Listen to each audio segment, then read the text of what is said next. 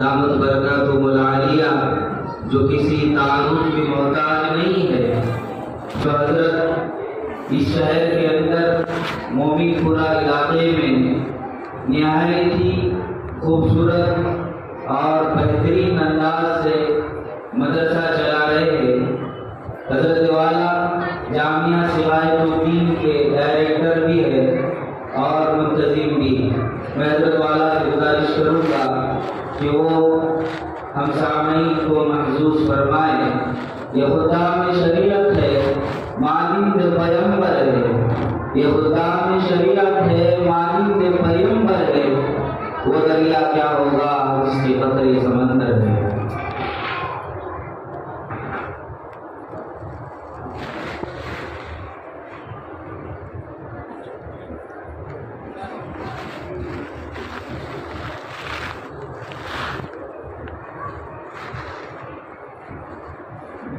अस्सलामु अलैकुम वरहमतुल्लाहि वबरकातुहू। अल्हम्दुलिल्लाहि वस्सलातु वस्सलामु अला रसूलिल्लाह, अम्मा बअद। अऊज़ु बिल्लाहि मिनश शैतानिर रजीम। बिस्मिल्लाहिर रहमानिर रहीम।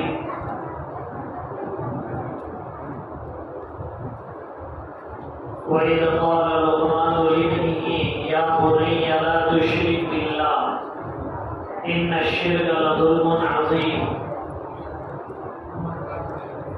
सदक़ल्लाहुल अलीयुल अज़ीम व सदक़ रसूलुहुन नबियुल करीम व नहनु अला ज़ालिका लमिनश शाहिदीन वश्शाकिरीन वल्हम्दुलिल्लाहि रब्बिल आलमीन।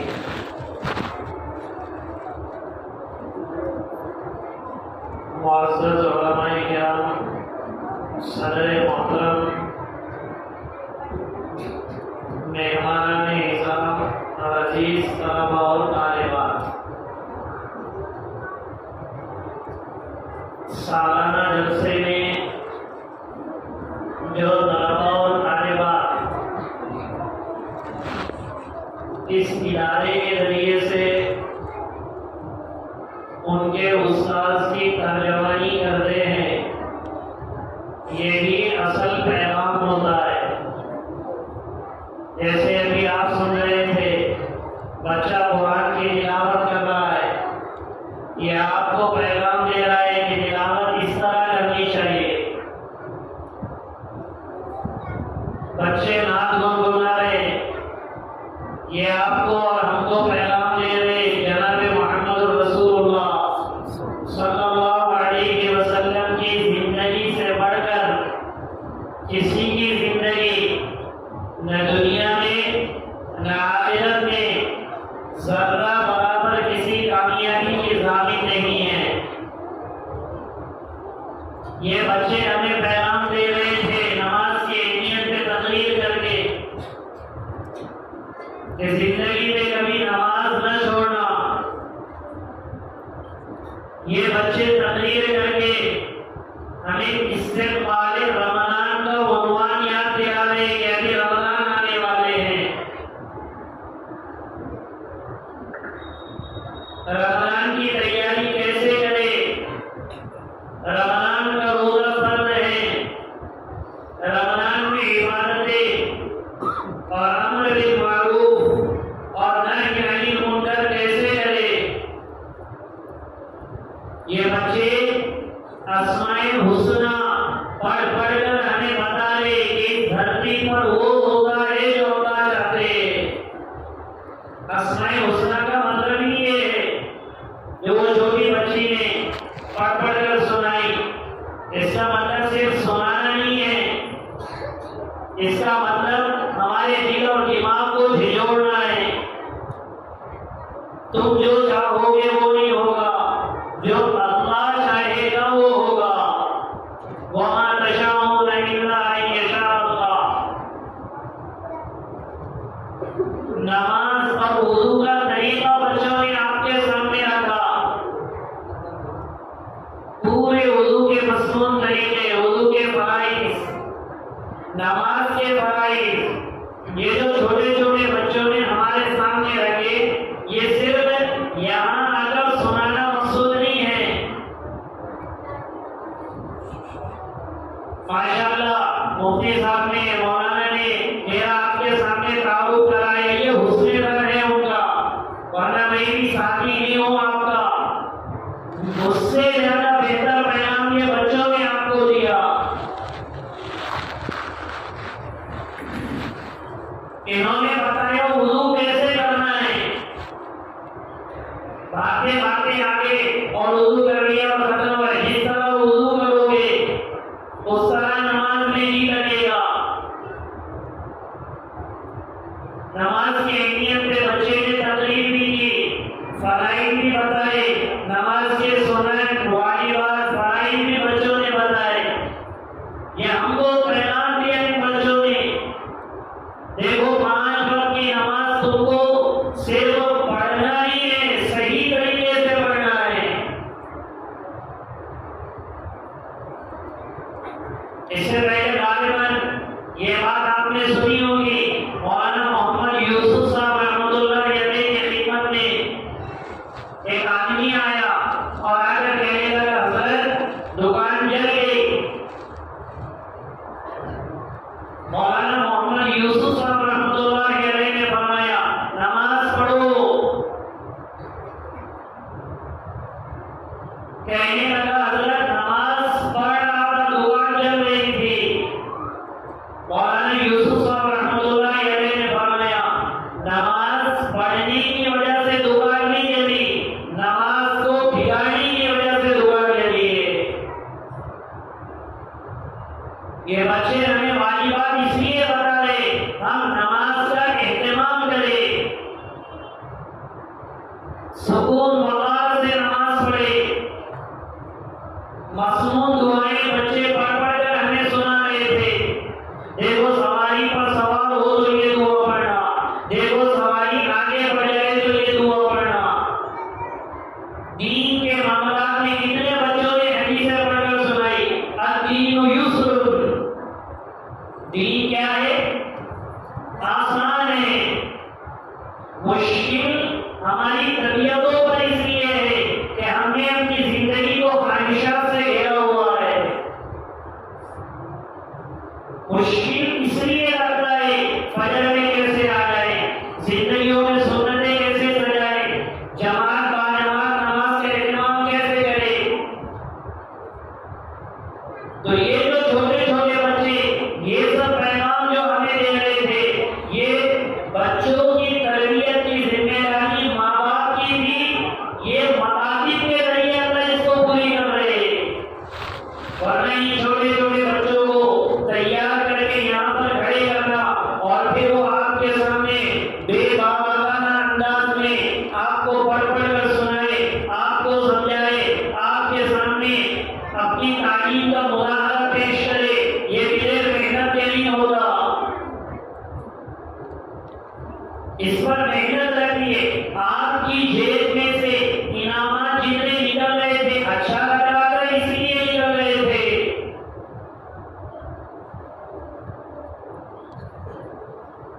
लेकिन इनके पीछे मेहनत करने वालों को भी देखे हम।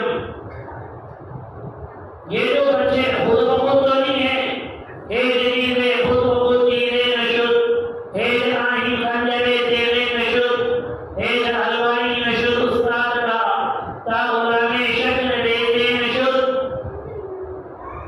दुनिया की कोई भी चीज खुद ब खुद नहीं होती है। आपने बड़ा खेत लिया, उसमें खेती नहीं की तो वो जंगल बन जाएगा, सांप बिच्छू उसमें पैदा हो जाएंगे। जंगल के दरिंदे जानवर उसे अपना बसेरा बना देंगे।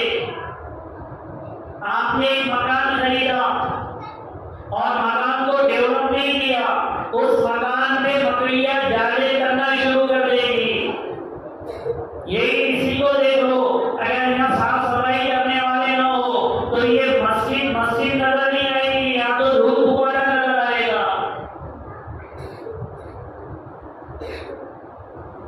बगैर मेहनत में कुछ नहीं होता। ये साल भर की मेहनतें ये असातिज़ा किराम ने की और ये इसका मुश्तहर वाले के तौर पे आपके सामने पेश किया गया, वरना इनमें तो और सलाहियत है।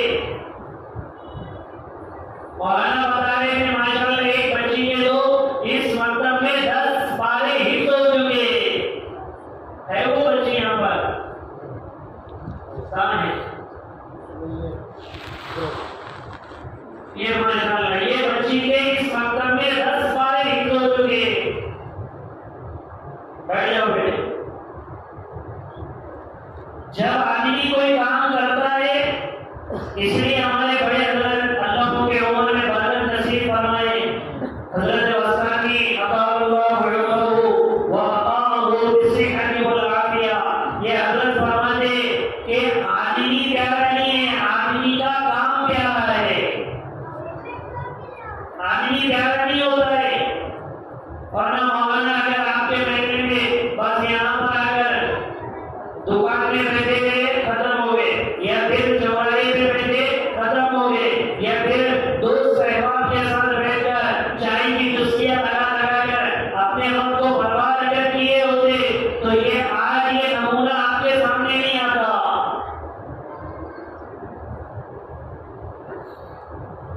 जिस तरह आप धर्म और धारे पर तो इनाम दे रहे थे, मौलाना को छूने की जरूरत नहीं है, लेकिन मौलाना को भी आप हदिया और तोहफे देना चाहिए। जरूरत किसी को नहीं है, हदिये दिया करो, इससे आपस में मोहब्बतें बढ़ती है। ये जो आपकी औलाद की तरबियत, ये आपकी जिम्मेदारी है। इससे पहले भी यहाँ जब से भी हाजिर हुई थी, इससे पहले भी आपको ये बात बताएंगे, औलाद का मिलाना ये अल्लाह की बहुत बड़ी नेमत है।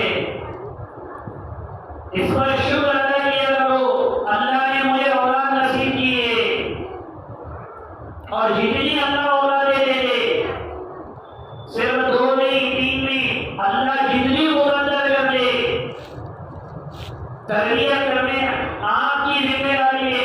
वरना अगर 2 की तरबियत ना हो सकी तो वो क्या करेगा? करने वाले तरबियत तो 10 की भी तरबियत कर सकते। औलाद ये अल्लाह की बहुत बड़ी नेमत है। तो जिनको अल्लाह ने औलादें दी है, बचपन से उनकी तरबियत, बल्कि उलमा ने लिखा है बचपन से तरबियत तो दूर की बात है, फिर अल्लाह के रसूल सल्लल्लाहु अलैहि वसल्लम ने इरशाद फरमाया कि उन औरतों से निकाह करो जिन औरतों में दीनदारी हो, और औरतें उन मर्दों से निकाह करें जिन मर्दों में दीनदारी हो। इसकी बुनियादी वजह ये है, जब मियाँ बीवी दीनदार होंगे तो औलाद नेक साले होगी। माँ बाप जब दीनदार होंगे, नेक साले होंगे, ऑटोमेटिकली अल्लाह औलाद नेक साले पैदा करेगी। जिनके शादी ब्याह में हराम ना हो, जिनकी शादी ब्याह में खिलाफ सुन्नत तरीका ना हो, जब विलादत हो जाए 7 दिन में, जो अल्लाह उसके रसूल ने हमको बताया है, उस बच्चे के साथ 7 दिन में वो मामला किया जाए, फिर बचपन से उसके साथ ऐसी हमारे मियाँ बीवी की गुफ्तगू ना हो कि हमारी गुफ्तगू सुनकर बच्चे बेहया बन जाए, हमारी गुफ्तगू सुन के बच्चे अली तुली पे ना उतर जाए, हमारी गुफ्तगू सुनकर बच्चे गाली गलौज पर आए। ये माँ बाप की जिम्मेदारी है। और जब बच्चा अपनी उम्र के एक हद को पहुंच जाए, 5 साल 6 साल, अब आपकी जिम्मेदारी है कि कुरान से आशना हो जाए, इनके अकाईद मजबूत हो जाए, इन्हें इत्तिबाए सुन्नत का पता चले, इन्हें नमाज के एहतमाम का पता चले। जो जिम्मेदारी आपकी थी, अल्लाह का शुक्र है, वो जिम्मेदारी बराती पूरी कर रहे हैं। आपने खुद अंदाजा किया होगा, आपने हमारे जिंदगी का रूटीन क्या है? सुबह में जॉब को चले गए, मेहनत मजदूरी करने वाले उससे चले गए, और दुकान तिजारत करने वाले उससे चले गए, रात में उस वक्त आए जब जाकर हमारे बच्चे सो गए, मगरिब में क्या करा गए तो पता नहीं यहाँ पे पहले में रवा नहीं लगी है, लेकिन बाज़ इलाकों के रवाजे ईशा की नमाज के बाद सब मोबाइल लेकर बैठ जाते।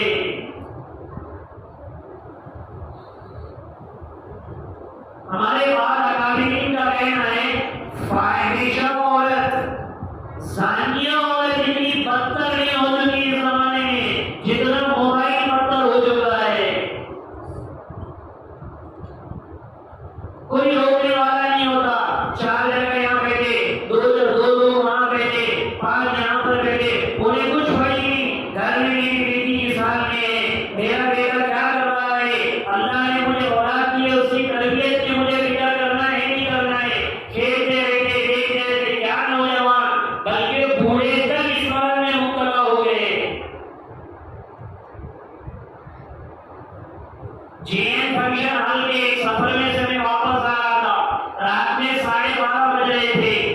जीएम फंक्शन हॉल के पास से मैंने कर लिया, गाड़ी नहीं चला रहा था। वहां पर दुकान के करीब दो सफेद रीश यानी पूरे दो बैठे हुए 12:30 बजे और वो मोबाइल देख रहे। मैंने गाड़ी की कान नीचे की तो फाइटिंग की आवाज गाड़ी तक आ रही थी।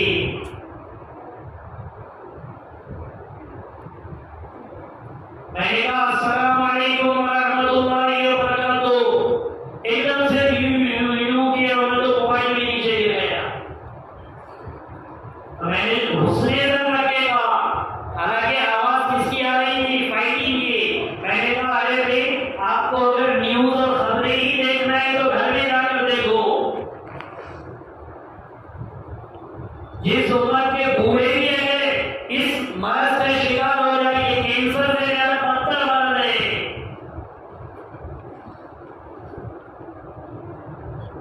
तो जिस उम्र में औलाद की तरबियत की जिम्मेदारी अल्लाह ने हम पर डाली है, अब हमसे नहीं होता है। हमारे घर में बीवी का हाल ये, बेटी का हाल, दादी नानी का हाल ये, थोड़ा बहुत मौका मिल गया तो कभी इसके रिवाज कर ली, कभी उसके रिवाज कर ली, कभी उधर ही बोल ली, कभी इससे गाली करो, या फिर सो गए, या फिर अल्लाह रहम करेंगे मोबाइल निकला है, मोबाइल को लेकर बैठ गए। ये तो अल्लाह का शुक्र अदा करो कि उस मालिक और मालिक ने मकानी का जाल फैलाया है। हर मस्जिद में इसकी फिक्र की जा रही है कि मतलब क्यों कायम हो, ताकि हमारी नस्लें आगे चलकर इर्तिदाद का शिकार न हो। मौलाना अली नदवी रहमतुल्लाह अलैह फरमाते थे, मकानी और मदारिस का निजाम अगर मजबूती से न चलाओगे तो हमारी नस्लें आगे जाकर इस तरह मुर्तद हो जाएगी कि हमें इसका एहसास भी नहीं होगा।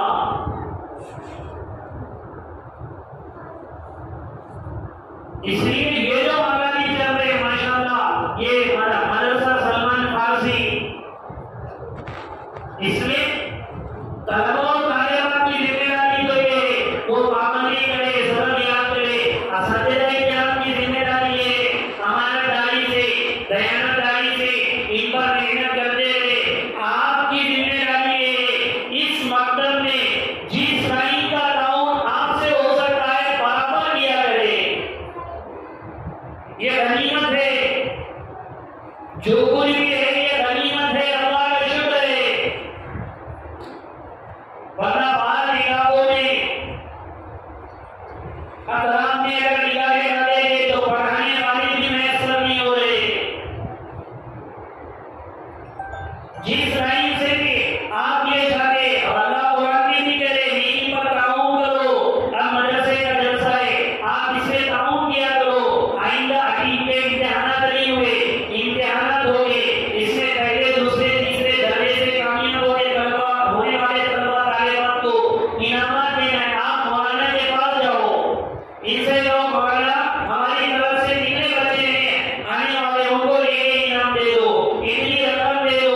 आपका जेब से थोड़ा खर्च होगा, लेकिन ये बच्चों की हौसला अफजाई होगी, आपका ये मदरसा मजबूत बनेगा, आप दुनिया से चले जाएंगे। आपके 1000 रुपये देने की वजह से बच्चों में जो हौसला बढ़ा है, वो बच्चे जितना कुरान पढ़ेंगे अल्लाह उसका अजर आपको नसीब करेगा। जिस लाइन से भी आप इसका हिस्सा बन सकते हैं बने। आप पढ़ा तो नहीं सकते, आप अपनी औलाद को कुरान तो नहीं सिखाते।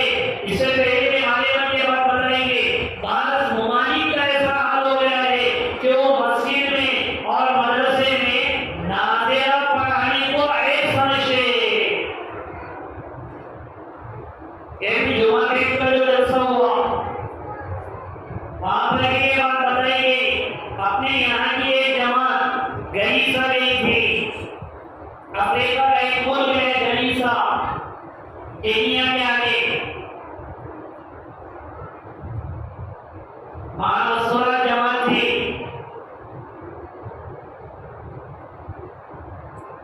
16 उन्होंने आकर कारगुजारी सुनाई। हमारे खुसरे भी उसके थे, करीब बड़े सब अपने मंदिरों वाले। उन्होंने बताया कि मस्जिदों में सिर्फ हिफ्ज़ कुरान की इमाम साहब आते या फिर जो वहां पढ़ते हो गए वो आते दिन भर कुरान सुनते फिर चले जाते। तो उन्होंने कहा कि ये जितने बच्चे पढ़ने पढ़ाने के लिए आते ये फायदा और नादिरा तो कोई दिख ही नहीं रहा, सब कुरान ही सुन रहे हैं। तो इमाम साहब ने बताया हमारे यहाँ उलमा के पास आकर नादिरा मुकम्मल करना हमारे मुल्क में ऐब समझा जाता है। ये तो माँ बाप का काम है, माँ बाप ही इन्हें नादिरा मुकम्मल करवा देते, हिफ्ज़ के लिए इन्हें मस्जिद में भेजा जाता है। और उस मुल्क में जो मदारिस है और मदारिस में हिफ्ज़ का निज़ाम नहीं है, वहाँ अनियत का निज़ाम है। मदरसों में हिफ्ज़ करना ऐब समझा जाता है। हिफ्ज़ वो तो मस्जिद में हो जाएगा। अरे समझ में आ रहा है आपको? मैं कोई पेपर की या फिर व्हाट्सएप पे और यूट्यूब पे आई हुई कहानियां नहीं सुना रहा हूँ। ये कारगुजारियां हैं। दुनिया में बाल मोबाइल इतने आगे चले गए हैं, इसलिए औलाद ये अल्लाह की नेमत है, इसकी तरबियत की जिम्मेदारी आप पर है। और चूंकि आप कामकाज की वजह से, घर की मसरूफियत और दुनिया की जरूरतों की वजह से अगर औलाद की तरबियत नहीं कर सकते तो कम से कम इन मकातिब में जब आप भेज रहे तो आपकी पहली जिम्मेदारी है कि एहतमाम से अपने तलबा और तालिबात को भेजें। ऐसा ना हो कि 8 दिन में 2 दिन लगा के, महीने में 4 दिन लगा के, साल में अगर रजिस्टर निकाल दिया गया तो 1 दिन, एक महीना लगा दे और फिर आगे आप मौलाना से करें क्यों मौलाना उसकी बच्ची ने तो 10 साल हिफ्ज़ करी, मेरी बच्ची ने क्यों नहीं करी, मेरे बेटे ने क्यों नहीं किया? आपको पता ही नहीं है आपके बच्चा गैर हाजिर था, 1 दिन के गैर हाजिरी 40 दिन के सबक की नहूसत लेकर चले जाती है। इसलिए आपकी जिम्मेदारी है रोजाना बिला लगा आप अपने बच्चों और बच्चियों को मकातिब में रवाना करें। ठीक स्कूल है, कॉलेज से जो जितना पढ़ना चाहे वो भी तालीम हमारी जिम्मेदारी है, वो भी तालीम हमारी जरूरत है। लेकिन अल्लाह का कुरान और हमारे औलाद के अकाईद, हमारे औलाद के अमाल ये हमारी अव्वलीन जिम्मेदारी है। वरना देखो इर्तिदाद की हवाएं चल रही है, क्या कहेंगे क्या कहेंगियां अपनी नाजायज ख्वाहिशात की वजह से इस्लाम छोड़ रहे हैं, क्योंकि उनके दिल पर जब वो छोटे थे अल्लाह की तौहीद को सबक नहीं किया गया, उनको ये बताया ही नहीं गया कि जान देने की चीज है, ईमान देने की चीज नहीं है। उन्हें ये बताया ही नहीं गया इस्लाम दुनिया का सबसे पाकीज़ा, सबसे खूबसूरत, सबसे बेहतरीन, सबसे आला मज़हब है। उन्हें बताया ही नहीं गया कि अगर दुनिया में ईमान के साथ रहोगे दुनिया आखिरत की कामयाबी है, वरना दुनिया में जितने भी मदारिक है ये अल्लाह का शुक्र अदा करो अल्लाह ने मुसलमान बनाया। वरना लोग खुदा को तलाश करते करते शर्मगाहों को उन्होंने खुदा बना दिया। ऐसे मनाही मौजूद है दुनिया में। एक बेटे को आप इस तरह अपने तरबियत के ढांचे में डालो कि दुनिया का सबसे हसीन मज़हब उसे इस्लाम लगे।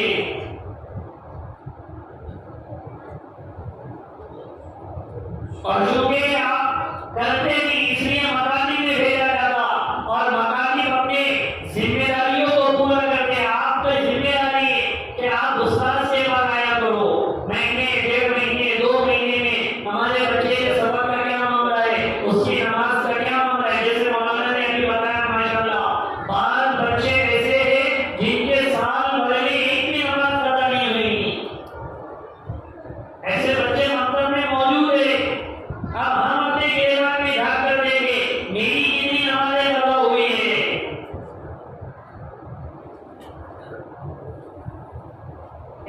औलाद की भी तरबियत ये हमारी जिम्मेदारी है और इसकी तरबियत के लिए जितना आपसे खर्च हो सकता है खर्च करो।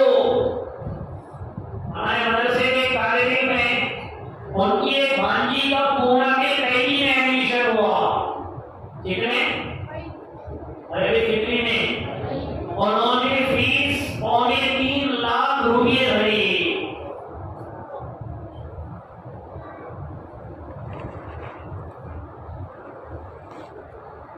पौने 3 लाख तो सबको समझता है।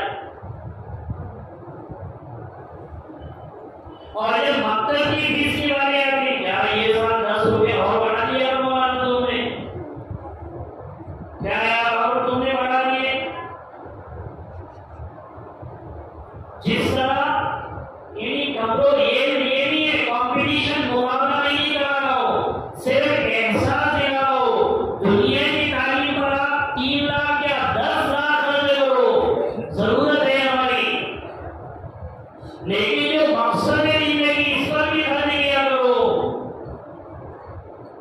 वरना वो ऐसा होता है आराम देने वाला पूरी रात आराम दे रहा है और उससे कहा अच्छी आराम दे तो क्या कह रहा है 500 में मोहम्मद रफी की आराम सुनोगे तुझे।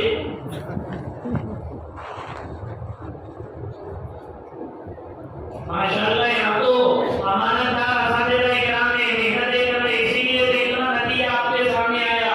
इतने बच्चों की तकलीफ हुई, नाज़िरा मुकम्मल हुआ, बच्ची ने हिफ्ज़ शुरू किया।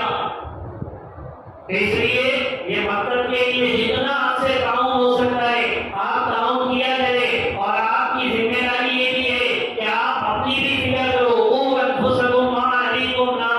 अपने घर वालों की भी फिक्र करें। अभी रमजान की आमद है, रमजान में जितना अपने से हो सकता कुरान पाक की तिलावत करो और ये इस जलसे से और ये तकमील नाज़िरा की वजह से आपको ये भी पैगाम दे रहे हैं कि कुरान सीखो। कुरान सीखने की कोई उम्र नहीं है। ये जो मदरसे का नाम क्या है? मदरसा सलमान फारसी रज़ियल्लाहु अन्हु। आपको पता है सलमान फारसी रज़ियल्लाहु अन्हु की उम्र कितनी हुई? 250 साल में किसी का इख्तिलाफ नहीं है उम्र में। कितने साल में?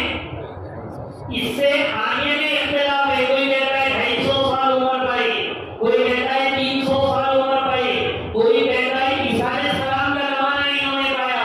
अब बताओ जो 200 साल में आकर मुसलमान हो और फिर कुरान को सीखे तो आप में से कोई है जो 100 के ऊपर चला गया हो? अरे भाई है, उसके सत्ते दोपहर में सबकी जिंदगी की अल्लाह से भीख मांगी है कोई ऐसा?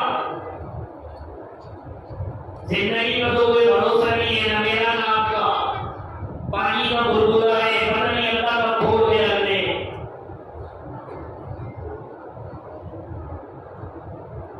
सबको मौत का कड़वा घूट सबको पीना पड़ेगा। 200 साल के बाद वो कुरान सीख रहे। सलमान वो तो भारत से आए थे ना। अब ये जो मदरसे का ही नाम है, इस मदरसे के नाम से भी आप ये पैगाम से ले सकते कि जिनको कुरान नहीं आता है वो कुरान पढ़ना सीखे। उम्र की कोई हद नहीं है। 40 साल के, 50 साल के, 60 साल के, वरना शैतान की ठट्ठा वाला। अरे ये उम्र में ना बच्चे तो हंसेंगे। अरे शैतान हंसता है देख देख के कि मैंने इसको कुरान से जिंदगी भर महरूम रखा है। बच्चे क्या हंसेंगे, बड़े क्या हंसेंगे। हज़रत थानवी रहमतुल्लाह अलैह ने उनके मुरीद ने हज़रत थानवी रहमतुल्लाह अलैह से कहा, हज़रत मैंने तस्बीह हाथ में ली तो लोग हंस रहे। क्या हाथ में ली? तस्बीह तो लोग हंस रहे। क्या भी तस्बीह हाथ में लेना बंद कर दो? हज़रत थानवी रहमतुल्लाह अलैह ने अजीब जवाब दिया, क्योंकि वो हकीमुल उम्मत थे।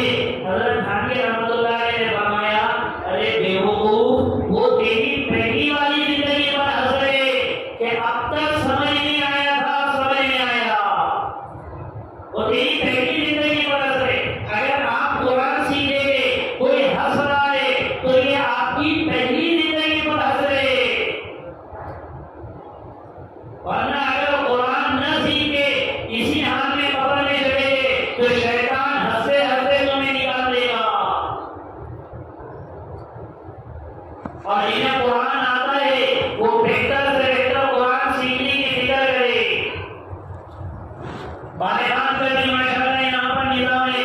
आप जितने भी 10 मिनट 20 मिनट आधा घंटा अभी माशाल्लाह अपने शहर में मुस्तकिल निजाम बना रहे हैं।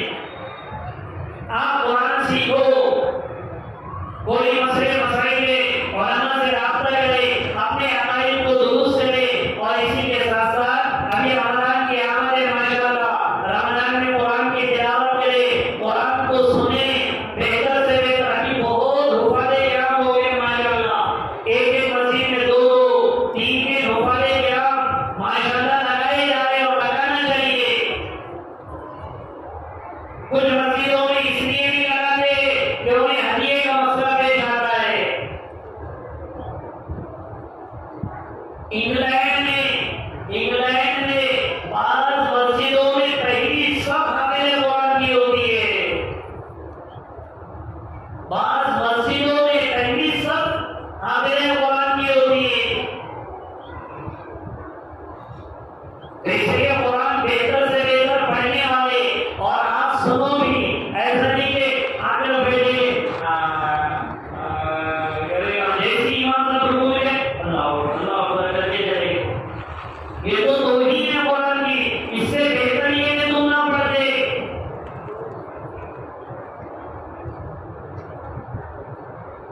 इत्मीनान से कुरान में 1 महीना तो वसूल करने का। इत्मीनान से कुरान सुनो। रमजान के रोजे किसी से ना जुड़े।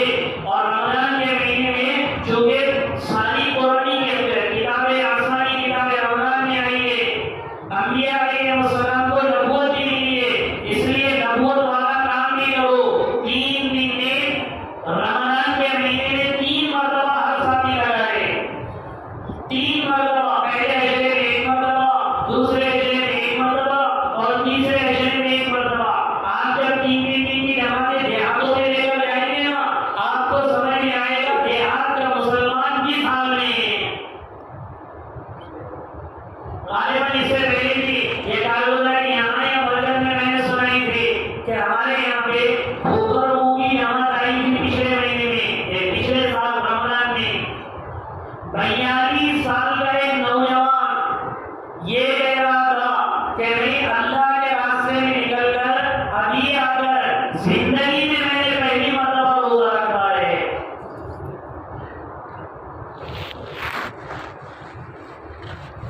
ये ना हो अरे मेरी रोजे की हालत में तो ऐसी ऊपर ही होना मुझे, न तो रोजा लग जाएगा। साहबा इस तरह नहीं थे, इसलिए अपनी 3 की नमाज़ें बनाओ, देहातों में जाओ, घर में किताब की तालीम का एहतमाम करो। ये जो बच्चियां माशाल्लाह कुरान पढ़ रही है, इन बच्चियों को अपने घर के मसलात के कुरान के हल्के में इस्तेमाल करो। आपको कुरान नहीं आता, बच्चियों और बच्चों से घर में कुरान के हल्कों में बैठो। जब फरज़ अमाल की मुद्दा अवानीस की तालीम होती है, उसमें कुरान का हल्का लगाया जाता है, उनको भी लेकर बैठो, उनसे कुरान सीखो। तो देखो हमारी जिंदगी शानदार और जानदार बनेगी। दुनिया से रुखसत होने के बाद हमें पछताने की नौबत नहीं आएगी। तो सब करेंगे जिम्मेदारी इंशाअल्लाह। अल्लाह रब्बुल इज्जत भेज के आप कबूल फरमाए, इस जलसे को अल्लाह कबूल फरमाए, असातिज़ा किराम की मेहनतों को कबूल फरमाए। तलबा और तालिबात की माशाअल्लाह जितनी मेहनतें हुई है उन सारी मेहनतों को कबूल फरमाए। और अल्लाह रब्बुल इज्जत जितने मुआलिमीन ने ताउन करने वाले अल्लाह सबको दुनिया आखिरत में जज़ा अता फरमाए। अभी ये माशाअल्लाह मुकम्मल करने वालों को हसनात से नवाजा जाएगा, इनामत दिए जाएंगे।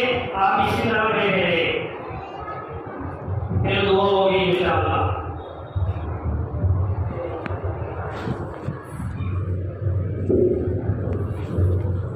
अल्हम्दुलिल्लाह। इस साल